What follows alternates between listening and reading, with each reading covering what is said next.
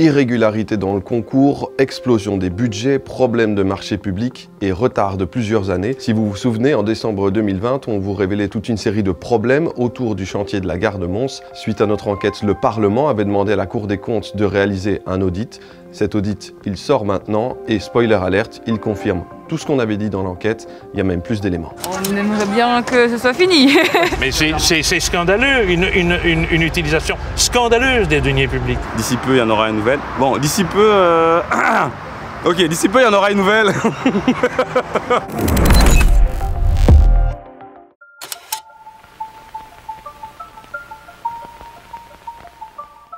Dans notre enquête, l'un des intervenants se demandait si le concours d'architecture auquel il avait participé n'était pas truqué. Le jury prend sa décision. Quel est votre sentiment? On était quand même un peu étonnés, mais on se dit, oui, il y a une recherche de vedettariat, de stars. Et au final, eh bien, c'est ce que dit la Cour des comptes dans son rapport aujourd'hui. La désignation du lauréat du concours est entachée de lacunes relatives à la transparence et au respect du principe d'égalité et de mise en concurrence. Je vous explique, donc la Cour des comptes, elle pointe un élément interpellant. En 2004, on est 2 ans avant le concours qui doit désigner le futur architecte de la gare de Mons.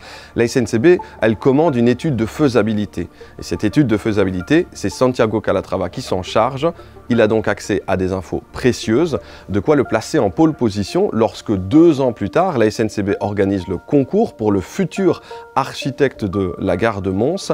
C'est Santiago Calatrava qui le remporte avec un projet qui ressemble comme 2 gouttes d'eau à celui qu'il a rendu 2 ans plus tôt. Question anonymat, on peut clairement faire mieux. Pour la Cour des comptes, Calatrava n'aurait donc même pas dû participer au concours. La Cour des comptes relève que la réalisation par le futur lauréat, lors de l'étude de faisabilité, de dessins et d'une maquette, ne permettent pas de garantir que l'anonymat ait pu être totalement préservé dans le cadre du concours.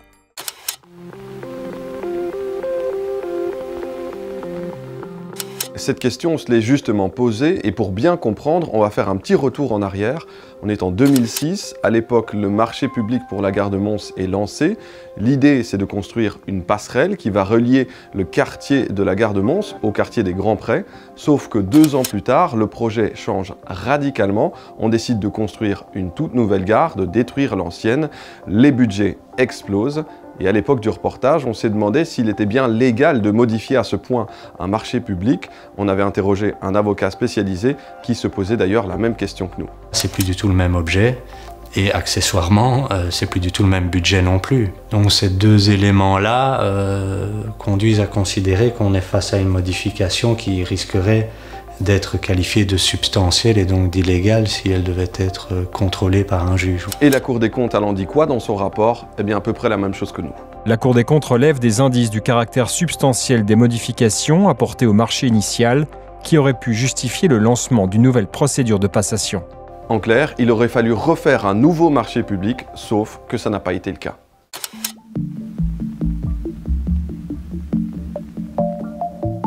Alors on vous le disait dans l'enquête, les budgets ont littéralement explosé. On est passé de 37 millions d'euros à la base à près de 332 millions d'euros selon la dernière mise à jour. C'est pratiquement 10 fois plus et tout ça avec de l'argent public. Alors ça aussi, ça a été analysé par la Cour des comptes et l'analyse qui en est faite n'est pas très positive. Je vous lis quelques extraits du rapport.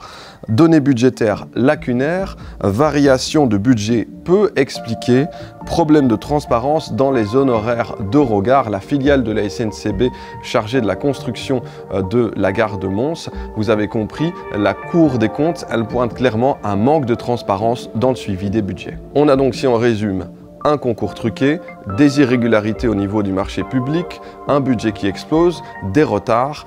Et en plus de ça, eh bien, la Cour des comptes rajoute un manque de contrôle. Selon elle, le SPF Mobilité n'a pas reçu suffisamment de documents pour exercer un contrôle correct et n'a pas non plus les outils suffisants pour le faire. Au final, la gare de Mons, elle devait être finie pour 2015. Aujourd'hui, elle ressemble plutôt à ça. La SNCB, elle annonce une fin des travaux à l'été 2023 avec 8 ans de retard, si bien sûr tout se passe comme prévu jusque-là.